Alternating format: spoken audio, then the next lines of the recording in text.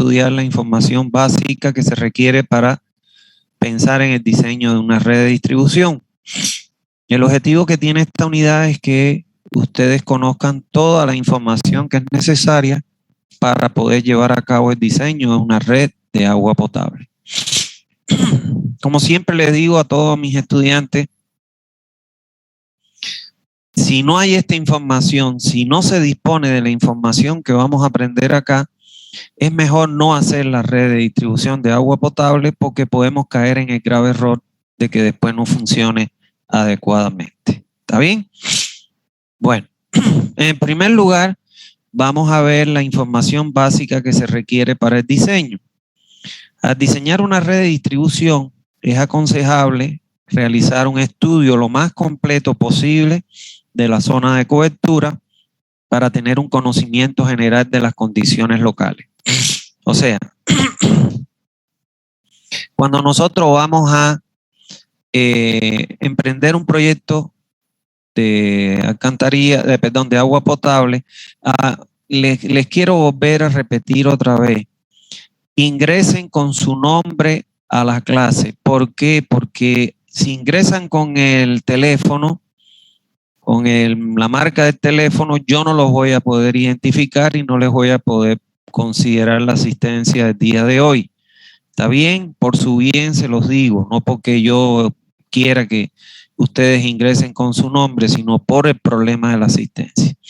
Bueno, como les decía, cuando vamos a decir... Sí.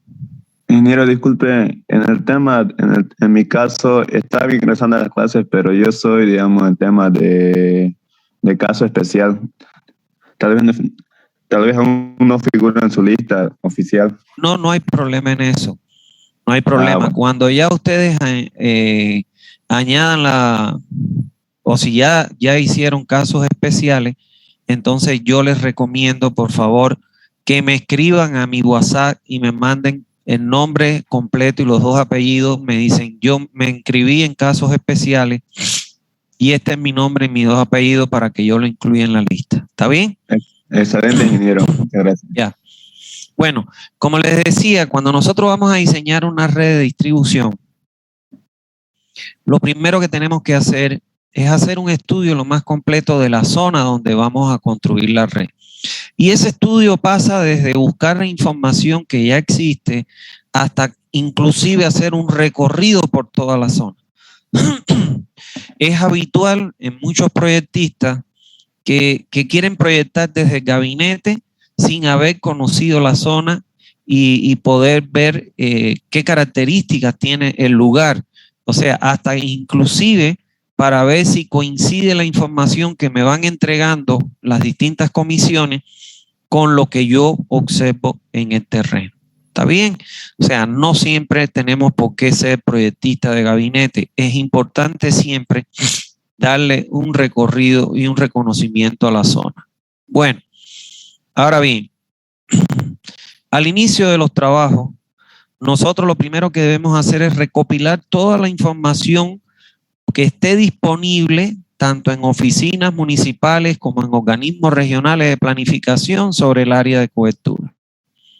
Cuando hablo de toda esta información, me refiero fundamentalmente al plano planimétrico, o sea, donde esté la planimetría de la ciudad, y el plano topográfico. Si nosotros vamos a hacer un proyecto en Santa Cruz, vamos a encontrar tranquilamente el plano planimétrico en la oficina de planificación física de la alcaldía, pero probablemente no encontremos el plano topográfico porque, bueno, no existe todavía toda la topografía de la ciudad. Eso es lo que a mí me causa extrañeza de que no exista, y es verdad que no existe porque una vez yo estuve para buscarla, no existe la topografía de la ciudad y sin embargo digan que tienen un plan maestro para el drenaje y eso es lo que justifica el problema de drenaje que estamos viviendo, específicamente hoy, que todo se inunda. Lógicamente, si usted no tiene la topografía de la ciudad, usted no puede hacer una planificación física, o sea, no puede hacer, en este caso, un plan maestro de drenaje, porque para hacer un plan maestro de drenaje es fundamental las dos cosas que estamos viendo aquí, igualito que un proyecto de agua potable. El plano planimétrico y el plano topográfico de la zona. Especial hincapié en este plano para el caso de el drenaje pluvial. Entonces, cuando yo escucho que sí, que ya estamos elaborando, o cuando en el gobierno de Pepsi decían, sí, tenemos ya el plan maestro de drenaje de la ciudad, realmente a mí me causaba risa por dentro y decía, esta gente no tiene ni idea de lo que es un plan maestro, porque para ello se necesita la topografía de toda la ciudad. Bueno, la información básica que nosotros debemos recopilar para empezar un diseño de un sistema de distribución de agua, tenemos en primer lugar un mapa en planta, un mapa planimétrico en planta donde se definan las calles, los manzanos, las unidades vecinales u otro tipo de diferenciación de la zona donde nosotros vamos a construir nuestra red de alcantarillado. ¿Está claro? Es importante. ¿Por qué tenemos que tener las calles, los manzanos, todo? Porque es que precisamente nuestra red va a pasar por todas las calles donde existan posibilidad de asentamiento de usuarios en nuestra área de cobertura. Entonces, este plano es fundamental. Por otro lado, y sin ello ni pensar en diseñar un sistema de distribución de agua, debemos contar con un plano planimétrico, un plano topográfico del levantamiento con curvas de nivel espaciadas como mínimo cada 50 centímetros o como máximo, cada 50 centímetros o menor. Es importante decirle que hoy en día los topógrafos trabajan, como ustedes conocen, porque dieron la asignatura de topografía, con un software que es el Autodesk LAN. Y ese software le da la posibilidad de decirle el espaciamiento de curvas de nivel cada 10, cada 15, cada 20, y el software le devuelve las curvas de nivel a ese espaciamiento. Mientras menor sea el espaciamiento, la separación de curvas de nivel, lógicamente más información topográfica tendremos de nuestra zona. Generalmente debemos tener, aunque sea el área muy grande, un único plano donde normalmente toda la zona que abarque sistema de distribución, y podemos emplear una escala, aunque sea pequeña, uno en 10.000 a uno en 5.000, o sea que nos dé poca información, pero sí nos dé una visión general de cómo se comporta la topografía en la zona. ¿Por qué esto es importante en un proyecto?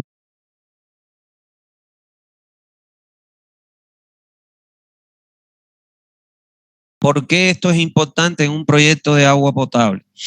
Porque miren, señores, en los puntos más altos, en primer lugar tenemos que identificar el punto más alto de la red. Si nosotros vemos, vamos a suponer que esta es nuestra área de cobertura, un planito pequeño, lógicamente, ¿cuál es el punto más alto que tenemos? Es la cota 401. ¿Qué significa eso? Que en este sector, que es donde está el punto más alto, aquí en este sector nosotros es donde vamos a tener que ubicar nuestro tanque. ¿Por qué el tanque se ubica en los puntos más altos de la red? Para disminuir la altura de tanque y, por supuesto, el costo de la construcción de dicha estructura.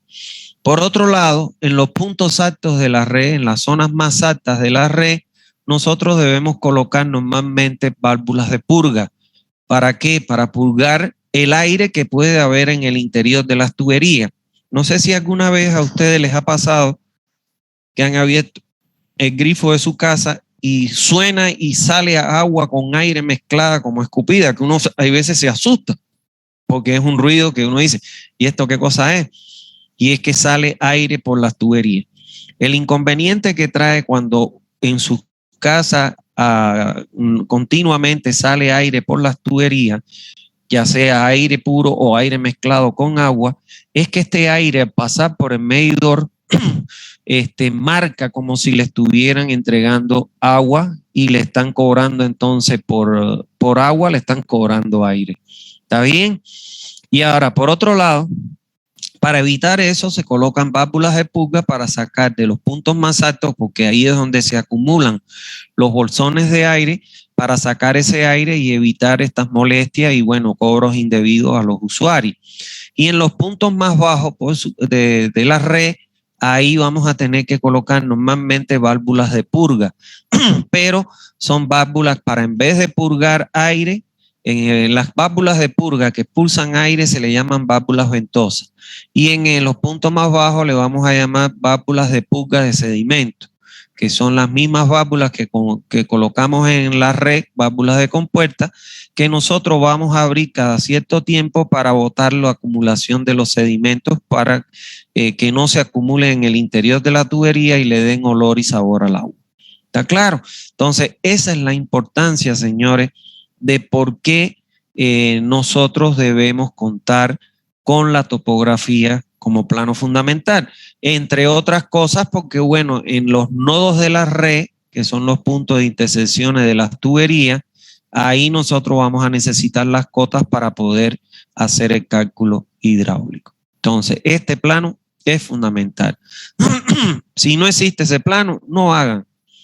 Les digo, es preferible, por muy necesitado que uno esté, no ganar dinero, inventarse información, porque después puede ir preso por una responsabilidad de una inversión que no funcionó nunca. ¿Está bien? Por otro lado, debemos tener información sobre los niveles freáticos en la zona de cobertura para prever el tipo de relleno que será colocado al instalar la tubería, así como el empleo de equipos para la extracción del agua en la zanja durante la etapa de ejecución de los trabajos. Como se puede ver en la imagen, aquí han excavado una zanja para colocar las tuberías. Evidentemente, la zanja, producto que el nivel freático está muy cercano a la superficie del terreno, rebasa la cota inferior de la zanja y comienza a llenar la zanja de agua. En una zanja llena de agua no se le puede dar ni la alineación ni la colocación adecuada de las tuberías. Por ello, hay que prever en el presupuesto general de la obra antes de la ejecución, tendríamos que presupuestar equipos para el sistema de achique o extraer el agua, equipos de bombeo, well point o motobombas, etcétera, para poder extraer el agua de la zanja y que los trabajadores puedan, en este caso, construir con una zanja seca en condiciones adecuadas. Ahora bien, supongamos que ya se colocó la tubería. Bueno, pues no es lo mismo el relleno que nosotros colocamos cuando el nivel freático puede alcanzar o rebasar la cota de la tubería al relleno que colocamos cuando no se coloca, cuando el nivel freático no llegue a alcanzar la tubería. Y eso lo vamos a aprender en clase. O sea, es tan importante que el nivel freático que nos puede llevar a tomas de decisiones que influyen económicamente en el presupuesto de la obra. ¿Está bien? Cuarto, necesitamos también datos actuales de la población regional y local que pueden ser adquiridos del INE, del Instituto Nacional de Estadística, donde cuando visitemos el INE debemos solicitar, en primer lugar, la población actual que está asentada en el área de cobertura. Supongamos que estamos diseñando la red para la ciudad de Guarne, por ponerle un ejemplo. Bueno, tengo que ir al INE Santa Cruz y ahí preguntar cuánto es la población actual en Guarne, según las estadísticas que ellos tienen. Pero además aprovechamos y pedimos la tasa de crecimiento para la ciudad de Guarne y el modelo matemático que se emplea para el procesamiento de la información de la población, en este caso en Santa Cruz. ¿Está bien? Porque Guarne es de Santa Cruz. Bueno, como quinta información, necesitamos hacer una evaluación del crecimiento de la población y del periodo de alcance del proyecto. O sea, definir a partir de la población entrando en la norma boliviana el periodo de diseño del proyecto. A ver, Vamos a explicarle un poco este cuadro para que ustedes le entiendan. Cuando nosotros hacemos un diseño, vamos a diseñar la red de Warner en el año 2022 en que estamos en curso. Estamos en el mes de abril de 2022.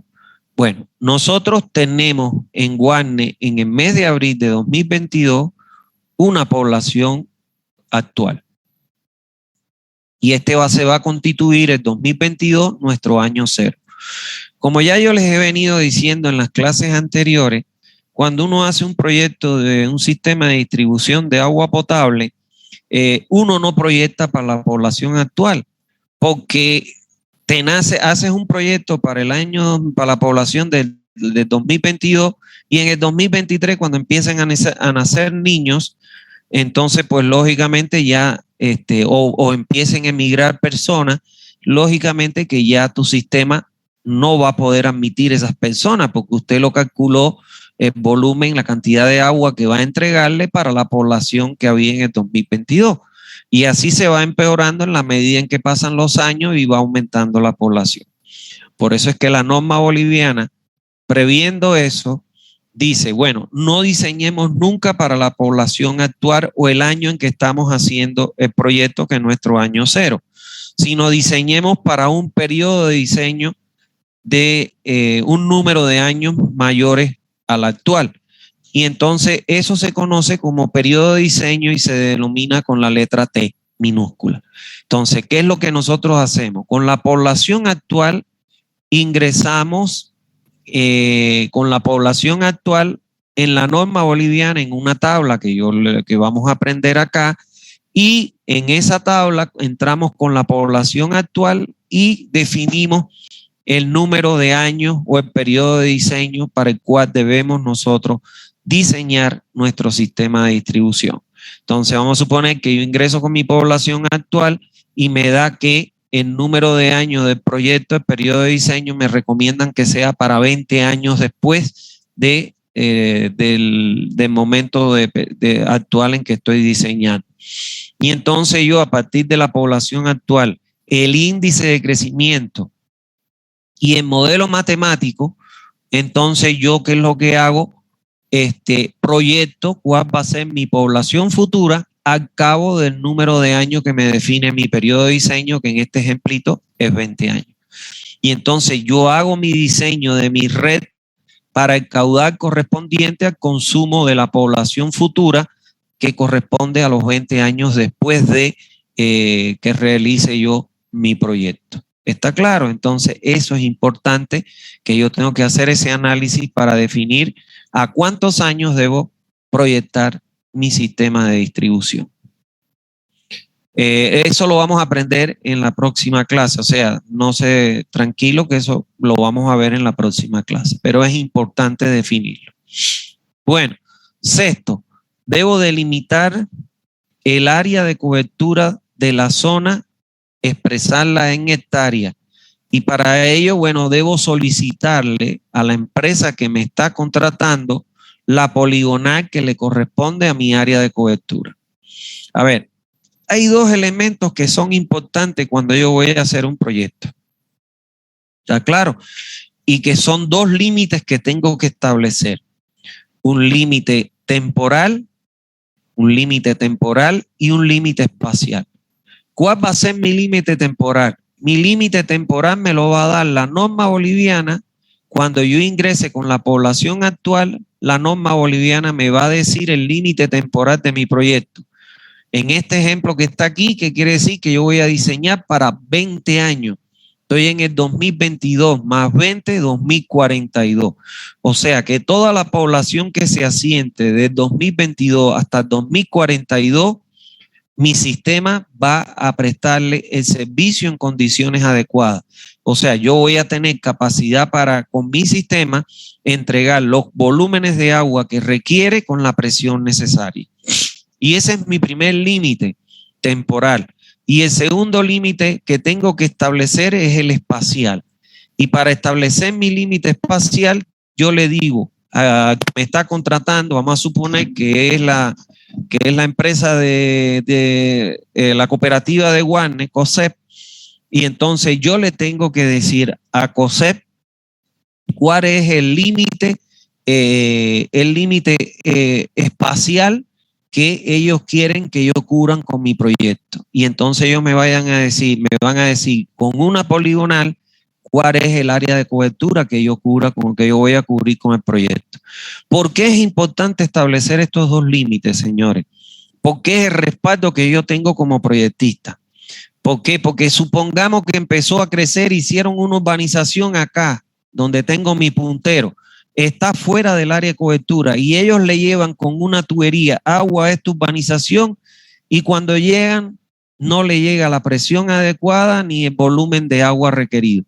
Entonces, ¿qué puede ser que ellos digan? Oye, me diseñaste un sistema que tengo una nueva urbanización y no me abastece. Ah, ya, perfecto. ¿Dónde está tu nueva urbanización? Ah, está aquí. Ah, fíjate que está fuera de los límites que usted me dijo para el cual yo diseñara la red. Casualmente yo estoy haciendo el cálculo hidráulico a la red de Guarne, porque ellos no tienen, hasta ahora no tenían cálculo hidráulico, o sea, ponen tuberías a sentimiento. ¿Está claro?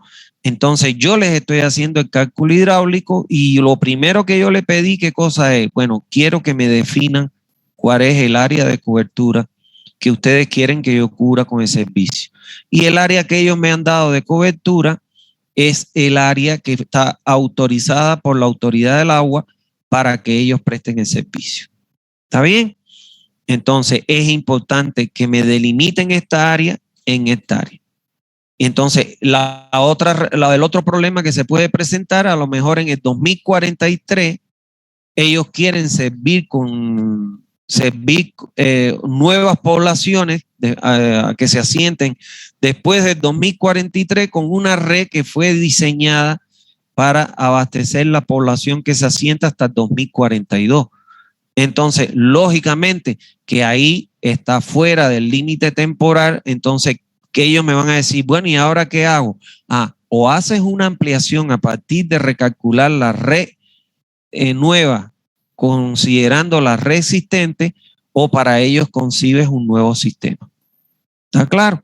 Entonces, eso es muy importante.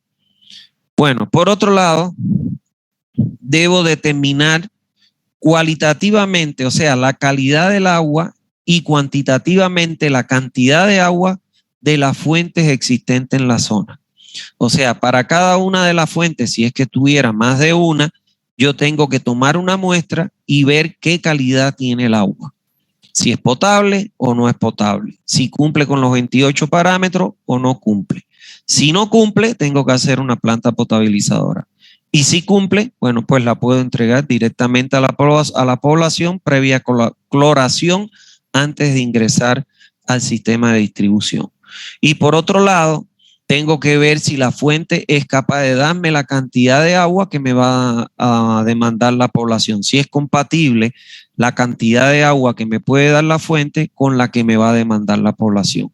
Si la fuente fuera capaz de dotar la cantidad de agua que me va a demandar, que me va a dar la población para los 20 años que la estoy diseñando, perfecto, bienvenido, la fuente OK.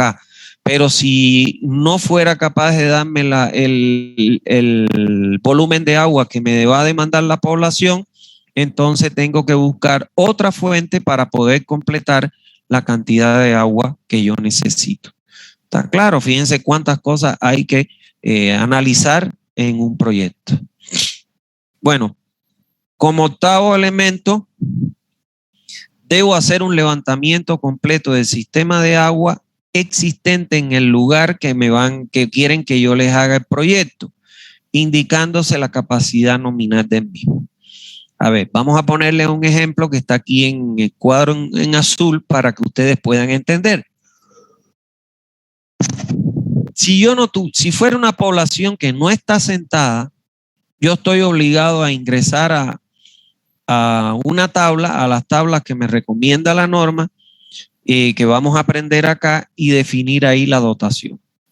Pero, por ejemplo, vamos a suponer que si usted le dicen diseñe la red de agua potable de esta comunidad, donde ya existen gente viviendo en la comunidad y le quieren poner el servicio de agua potable, usted tiene que hacer un estimado de la dotación actual. Y entonces, ¿cómo usted va a hacer en el estimado de la dotación actual? Bueno, es tan importante, por eso les decía al inicio que es importante obtener toda la información posible de la zona donde usted va a hacer el proyecto.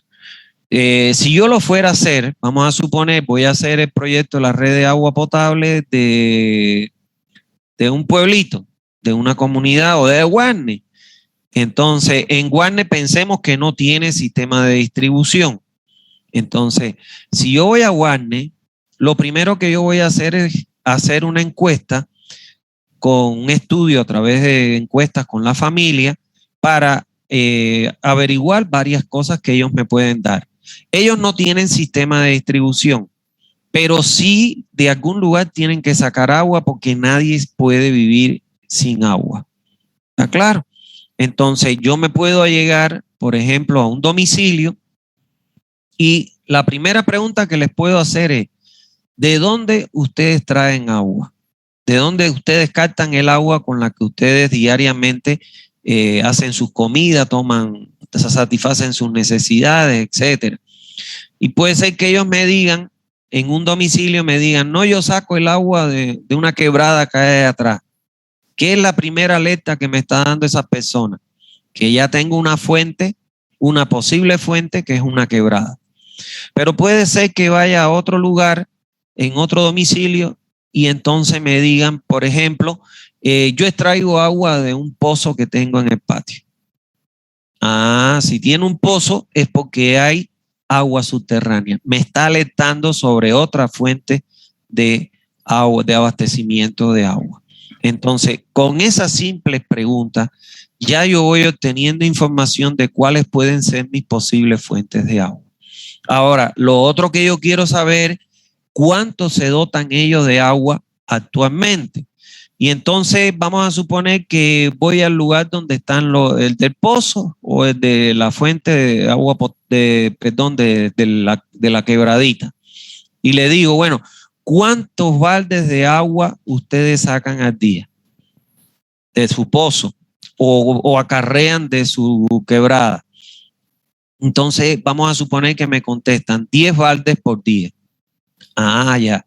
¿Qué capacidad tienen sus baldes? Bueno, si es de 10 litros, entonces si los baldes son de 10 litros, yo tengo que ellos sacan 10 baldes por día y lo multiplico por los 10 litros que tienen los baldes, se me van los baldes con los baldes y me quedan, ¿qué cosa?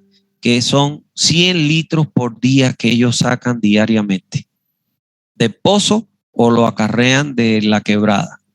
Y entonces ahora lo que me queda averiguar es cuántas personas viven en su domicilio. Supongamos que me dicen 2 personas. Ah, ya. Entonces los 100 litros por día que ellos sacan dividido entre las 2 personas, la dotación actual que ellos tienen es de 50 litros por habitante y por día. Y de esa manera yo puedo estimar la dotación actual con que ellos viven. Lógicamente que es una dotación falsa. ¿Por qué? Porque no es lo mismo acarrear agua de un pozo o acarrear agua de una quebrada a que me la entreguen en un grifo en el domicilio. Voy a consumir más porque no voy a tener que ir y cargar los baldes de agua. Pero ¿para qué me sirve esto? Vamos a ver cuando veamos la próxima clase que yo tengo que suponer la dotación actual de la población, la dotación media actual. Cuando yo voy a obtener esa dotación, yo voy a tener que la norma me da un rango. Por ejemplo, me da entre 70 y 90. Y cuando yo entro para la población actual entre 70 y 90, ellos están consumiendo 50. Que es menor a los 70. Entonces la norma me dice, en caso de, según los estudios socioeconómicos, usted puede rebajar el valor mínimo de la norma hasta en un 20%. Entonces yo puedo ahí adoptar rebajar en un 20% el valor mínimo de 70 o dejarlo en 70 y partir de mi dotación, en vez de asumir 70 o 90, asumo en menos valor porque ellos están consumiendo 50 litros por habitantes por día. O sea que este estimado me permite saber en qué rango, en qué valor adoptar del rango que me da la norma. ¿Está bien? Pero eso lo vamos a aprender en la próxima clase. Bueno, por otro lado, debo hacer un levantamiento de las condiciones sanitarias de la localidad. O sea, que debo evaluar cómo se evacúan en la actualidad las aguas residuales en los domicilios. O sea, aquí ustedes podrían preguntarme, bueno, pero ¿por qué tengo yo que evaluar que en mi proyecto de agua potable hacer una evaluación de cómo evacúan las aguas residuales? Bueno, la respuesta es muy clara. ¿Por dónde va a pasar la red de agua potable? Que ustedes no lo saben, ya se los estoy diciendo. A 1 metro del cordón de la acera y a una profundidad de 80 centímetros, ahí va la red de agua potable. La red de agua potable es una red que trabaja a presión. Imagínense que que es posible que se pueda presentar una rotura de la tubería por un exceso de presión, porque se zafe la unión entre las tuberías y entonces pueden contaminarse el agua que botan a las calles, por las cunetas de las calles, las aguas residuales, se puede contaminar con la potable y puede enfermar la población que consume el agua con agua residual. Entonces, ¿por qué debo averiguar eso? ¿Dónde es que ellos descargan sus aguas residuales? Porque si las descargan en las cunetas de las calles, como se ve aquí, entonces, ¿qué es lo que yo tengo que hacer? En mi proyecto voy a poner en las recomendaciones finales, voy a poner una recomendación que diga que de acuerdo a la forma de disposición de las aguas residuales que se tienen en el lugar que se realiza a las cunetas de las calles, se sugiere o se recomienda se resuelva este problema de las aguas residuales antes de que se construyan la red de agua potable, puesto de que ocurre riesgo que en caso de una rotura se contamine la misma y se puedan ocasionar enfermedades de origen hídrico en la población que la consume. Y entonces yo como proyectista, ¿qué estoy haciendo ahí? Me estoy cuidando mis espaldas. O sea, yo estoy asegurando que si mañana hacen caso omiso a lo que yo digo en mi proyecto y construyen la red y se rompe la red y se mezclan las aguas y pudiera llegar a morirse la población y me vienen a buscar a mí como proyectista, yo voy ahí a esa recomendación y le digo, yo lo advertí, que ustedes no lo tomaran en cuenta y no le dieran solución, eso no es problema mío. ¿Está claro? Esa es la importancia de hacer ese levantamiento. Ahora, esas cosas, señores, en un gabinete, en una oficina con aire acondicionado y una computadora, usted no las va a resolver. Como único usted se da cuenta es recorriendo o visitando el área de cobertura. Por eso vuelvo a lo que dije al inicio de que era necesario hacer un reconocimiento del área donde usted va a realizar el proyecto. Bueno, la otra información que necesito es obtener datos de la economía regional y local. Para conocer por qué es importante tener datos de la economía regional y local. Bueno, es muy simple, señores. En primer lugar, para conocer la economía de la zona. En segundo lugar, para conocer el ingreso promedio de las familias que se asientan en el lugar de proyecto. En tercer lugar, para definir la magnitud de las obras que se van a ejecutar para la distribución del agua. Y en ningún caso, el costo del servicio de agua a diseñarse podrá superar la capacidad de pago de la población a ser servida. De lo contrario, el sistema fracasará. A ver, señores, yo puedo diseñar para construir un sistema de distribución lo más sofisticado que hay en el mundo. O sea, en vez de que un operario, cuando vaya a cerrar una válvula, un tramo para darle mantenimiento o para hacer cualquier actividad, en vez de que el operario vaya al lugar y cierre la válvula, yo la puedo cerrar con un clic en mi computadora por un sistema de interfase, la computadora con una interfase que me conecta con mi válvula eléctrica o solenoide. Ahora, la pregunta es, ¿cuánto cuesta eso? Cuesta un montón de dinero.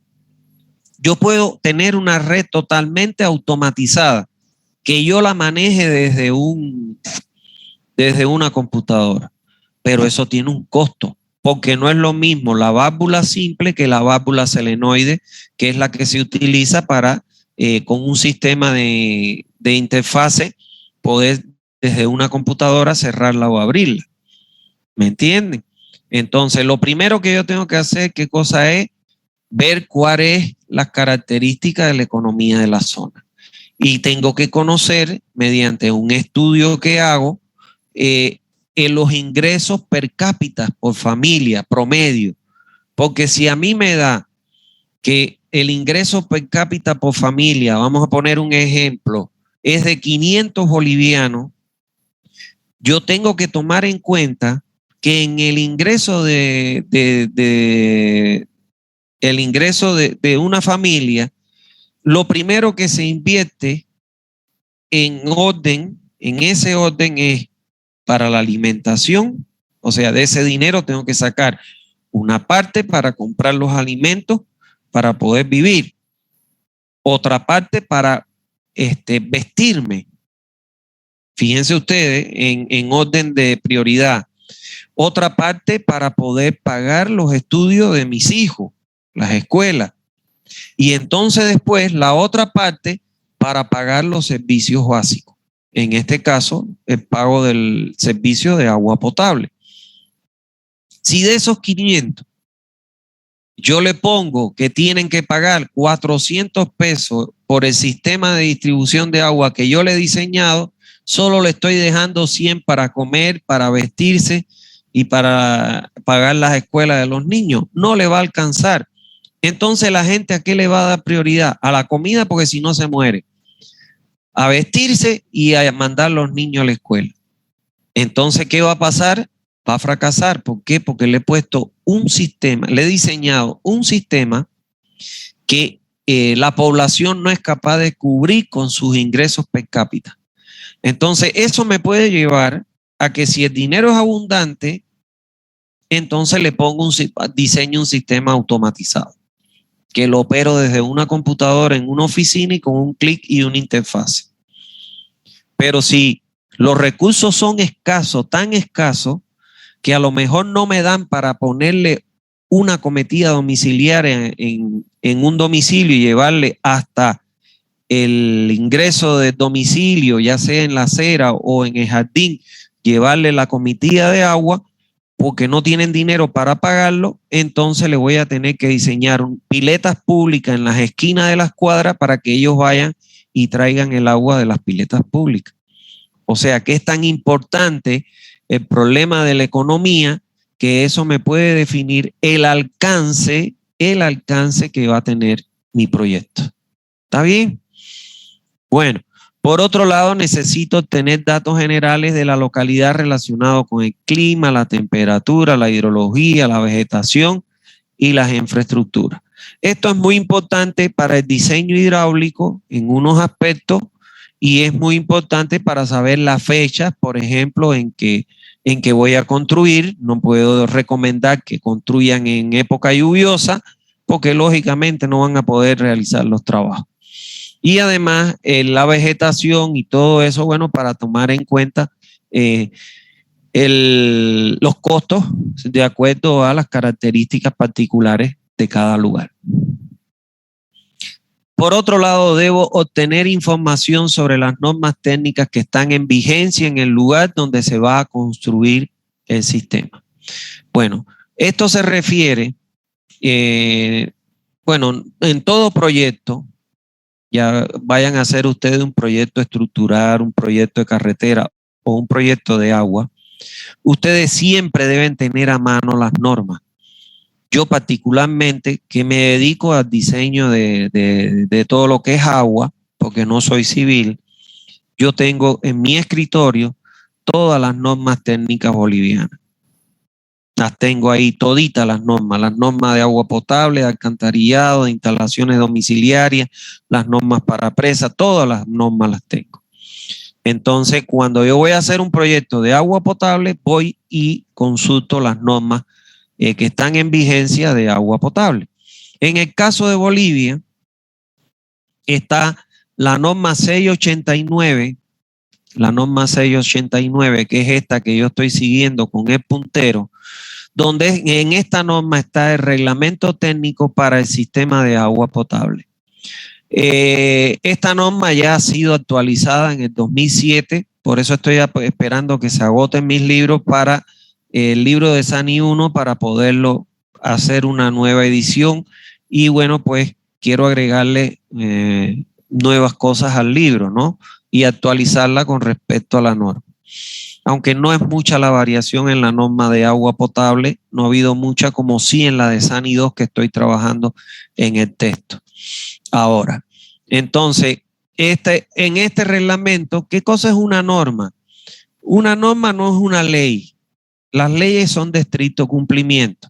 Por ejemplo, si usted se encontró por la calle una jovencita que tenía su celular y para quitarle el celular le metió un palo en la cabeza y le quitó el celular, cuando usted va ante un juez, el juez dice, bueno, hurto agravado o robo agravado, ¿por qué? Agravado porque le partió la cabeza, porque le trajo algún problema a la salud de la persona, y entonces la ley dice, vamos a suponer, entre 5 y 10 años. Entonces el juez está obligado a ponerle la penalidad que dice la ley dentro de lo que se enmarca en este caso de la acusación que usted tiene. ¿Está claro? Ahora, la norma no es de obligatorio cumplimiento como la ley. Entonces, las normas, ¿qué cosa es una norma? No es más que donde se recoge parámetros de diseño, métodos, etcétera, y en definitiva, todo lo que es la experiencia de personas como nosotros que actualmente trabajamos en esto, de personas que ya han pasado en proyectos y diseños y su experiencia se recoge a través de las normas. Entonces, siempre es importante consultar las normas porque te dan parámetros, recomendaciones que tienes que garantizar en tu proyecto para el mejor funcionamiento. Entonces, en la norma 680, NB 689 es el reglamento que te fija todos esos parámetros. Ahora, la norma NB 512 es la norma que me fija los requisitos para considerar un agua potable. ¿Está claro? Entonces, estas dos normas deberían ustedes bajarlas, las últimas, bajarlas y tenerlas en su escritorio de su computadora para que a futuro, cuando vayan a hacer un proyecto, pues entonces la revisen. ¿Está claro? Ahora, otra información que se debe tener es que se debe obtener información acerca de las instalaciones que están soterradas en la zona. Bueno, normalmente todas las instalaciones que están soterradas tienen una posición específica. Por ejemplo, la de agua, la instalación de agua va a 1 metro del cordón de la acera y una profundidad de 80 centímetros. La instalación de gas va entre la acera y el cordón de la acera. La instalación eléctrica y la telefónica van por el eje de las aceras cuando están soterradas. En Santa Cruz todavía las redes son aéreas. Pero ¿por qué hicieron las redes aéreas? Porque la ciudad se expandió horizontalmente. Pero ya ustedes están viendo que cada vez más, bueno, ya la gente descubrió que con la misma cantidad de metros cuadrados pueden triplicar, cuatroplicar y quintuplicar las ganancias, o sea, construyendo verticalmente los edificios. Entonces, cuando ya empiezan a construirse edificios como están haciendo en Santa Cruz, entonces los tendidos aéreos ya se convierten en un peligro potencial que puede ocasionar la muerte de las personas. ¿Cuántas veces no hemos visto los mismos trabajadores que están en los edificios, hacen contacto con los cables de alta tensión y bueno, muchos de ellos han muerto, otros han quedado graves, etcétera? Entonces van a tener que a la larga colocarlo donde van. Por eso es que nosotros debemos ser respetuosos de la ubicación de nuestras instalaciones. Aquí nosotros en esta materia le vamos a enseñar la ubicación específica que tiene la red de agua potable y debemos ser respetuosos con ello. Esta ubicación no es solo, no es una regla en Bolivia, sino que es un sistema establecido a nivel mundial. ¿Está claro?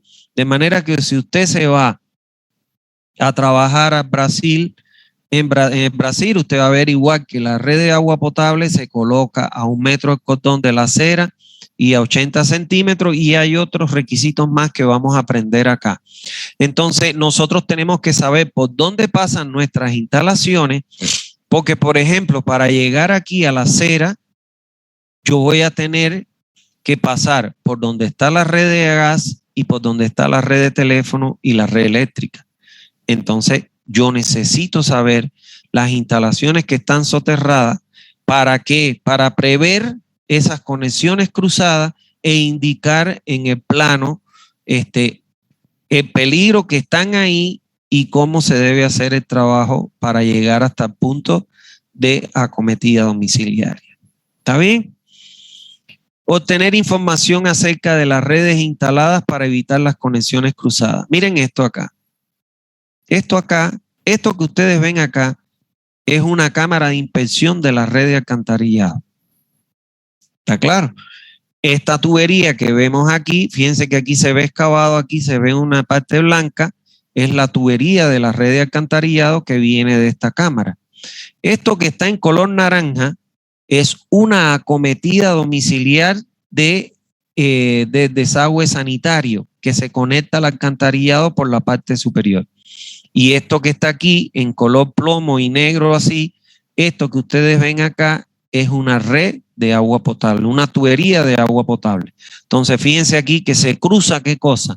La de alcantarillado con la de agua potable. Lógicamente la de alcantarillado va de 1 metro hasta 6 metros, por eso es que es más profunda, pero de cualquier manera yo tengo que advertir que existe esta conexión cruzada y decir a qué profundidad se encuentran las dos instalaciones.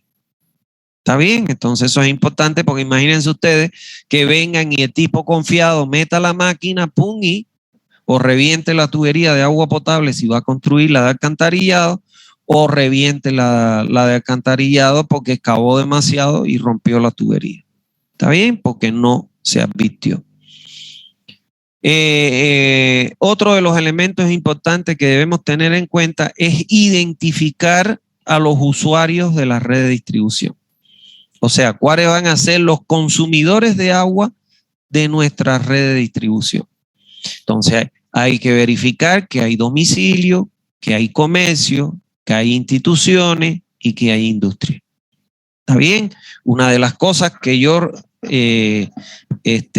rechacé en el caso estoy fiscalizando el proyecto que están haciendo de Warner. Una de las cosas que yo les rechacé y la revoqué es que ellos calculan solo el caudal domiciliar a la hora de dimensionar la red de alcantarillado. ¿Y qué va a pasar cuando le aumenten el comercial, el institucional, el industrial? Que va a aumentar el caudal, aumenta la profundidad y puede ser que se incumpla con los requerimientos, los parámetros de diseño que establece la normativa en vigencia. Entonces, por eso es importante identificar. ¿Cómo hacemos esto? Bueno, tenemos dos formas. Una, vamos visitando nosotros, como le decía, toda la zona la recorremos y bueno, nos vamos dando cuenta los usuarios que tenemos. Pero lo que más común se hace es que se le imprime un plano planimétrico al topógrafo, y como él tiene que pasar por todas las calles para tomar las cotas topográficas, ahí se le dice, por favor, actualíceme, y donde usted vea en este manzano que hay un comercio, pone un cuadradito y le pone comercio. Entonces hay una escuela, pone un cuadradito y me pone que aquí hay una escuela. ¿Por qué? Porque todo eso tengo que considerar yo como caudal que tengo que entregar a la red diferente de domiciliar. ¿Está bien? Ahora, por otro lado, es importante obtener información sobre los aspectos sociales más relevantes del área de proyecto. Y entonces en esto es fundamental ver a qué actividades se dedican en el área del proyecto. Si es una zona comercial, porque voy a tener que prever caudales para los comercios. Si es una zona de industrias, o sea, donde la actividad de la industria. ¿Por qué? Porque voy a tener que prever también un consumo industrial. Si se dedican a la agricultura, aquí sí yo no tengo que prever en mi red de distribución agua para la agricultura, pero sí es importante porque les comento una experiencia que yo tuve. Una vez yo fui, quise ir a conocerla en donde cayó el Che Guevara, en Valle Grande, y tenía un estudiante que su papá era el gerente de la cooperativa de Valle Grande. Y por estas razones el muchacho me encontró en Valle Grande y me siguió, parece, yo no me di cuenta hasta que supo en qué hotel yo estaba. Y ahí entonces fue y me visitó el papá. Me invitó a una reunión a la cooperativa porque tenían un problema, que si yo podía ir, y yo le dije que sí, que no había problema. Estuve en la mañana con ellos y me planteaban ellos un problema que estaban presentando, y es que en época de seca, en época de estiaje, había déficit de agua. ¿Qué quiere decir? Que ellos, su capacidad de entregar agua era menor que la demanda que tenía la población. Y entonces yo le pregunté a ellos, ¿y por qué aumenta en ese periodo de seca la demanda de agua? Y entonces él me decía, lo que pasa es que la gente en sus patios, que no son pequeños, tienen sembradío de ciruelo, tienen sembradío de manzana, y entonces eso ellos utilizan parte del agua que le entregamos nosotros para regar sus cultivos. Entonces yo le dije que eso era un error. ¿Por qué? Porque no se contempla dentro de la distribución de agua potable el agua para riego de cultivos. Solo se contempla el agua para riego de la jardinería, de tu jardincito, que no nada que ver con una plantación de ciruelo, con una plantación de manzana.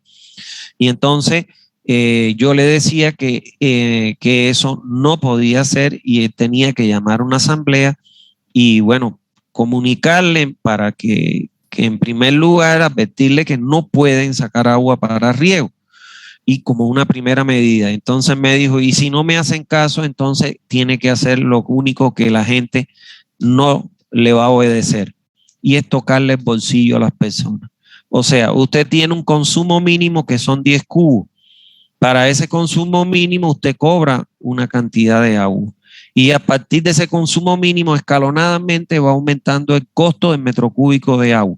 Entonces, cuando ellos gasten y le venga una factura grande por la cantidad de agua que han gastado, al otro mes se van a medir en gastar, porque lógicamente no van a querer pagar esa factura. ¿Está bien? Y lo mismo ocurre con la ganadería. O sea, que tenemos que tener bien presente cuáles son las actividades a las que se dedican en el área de cobertura del sistema de distribución de agua potable. Bueno, eso es lo que teníamos previsto para el día de hoy. Entonces, como siempre, estoy presto para contestarle cualquier duda que ustedes tengan. A ver, ¿alguna duda que tengan?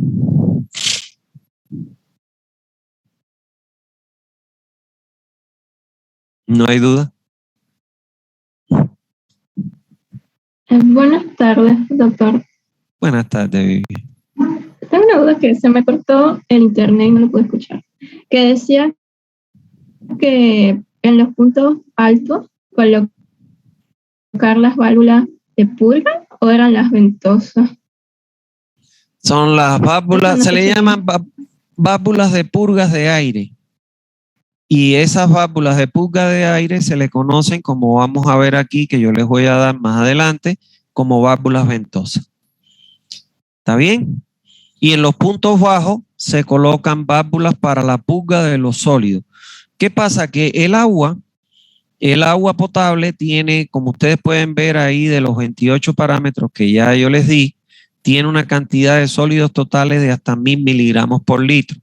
Entonces, normalmente en los puntos bajos, ahí se asientan esos sólidos y usted tiene que purgarlo una vez semanal, mensual, tiene que purgarlo, porque si usted deja que esos sólidos, que son partículas de tierra, arcilla, etcétera, se acumulen ahí, le pueden transmitir olor y sabor al agua. Entonces, esos son los dos tipos de válvulas que se colocan. En los altos, ventosa, que le llaman válvula de purga de aire también. Y en los bajos, válvulas de compuerta para poder purgar los sólidos. ¿Te quedó claro, Vivian? Sí, muchas gracias, doctor. No, pues nada. ¿Alguna otra pregunta?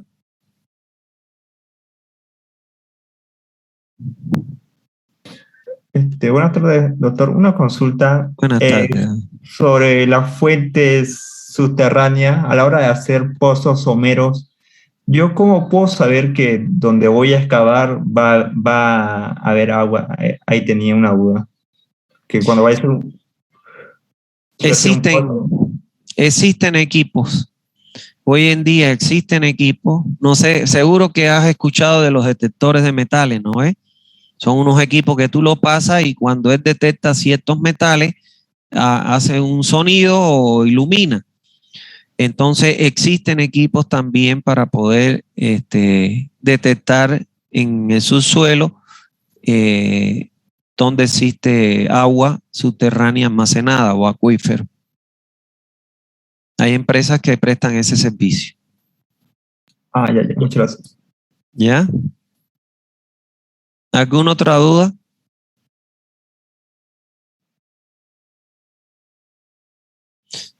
Bueno, hoy hemos concluido la unidad 4. En la próxima clase, el lunes, vamos a ver la unidad 5. Recordarle que terminando la unidad 5 tomamos el segundo parcial. ¿Está bien? Entonces, para que vayan estudiando, para que no los coja de sorpresa y sin estudiar el parcial. Primer parcial sería ingeniero. ¿Eh? No te escuché. Primer parcial. El primer parcial va a ser la semana que viene, no, la otra más arriba. Creo que va a ser el miércoles, porque el lunes voy a tomar SANI 2. Y como hay alumnos que llevan las dos SANI, entonces para no tomárselas las dos el mismo día. ¿Está bien? Y va a ser presencial, como les he dicho, porque es obligatorio tomar exámenes parciales, los exámenes presenciales. ¿Está bien?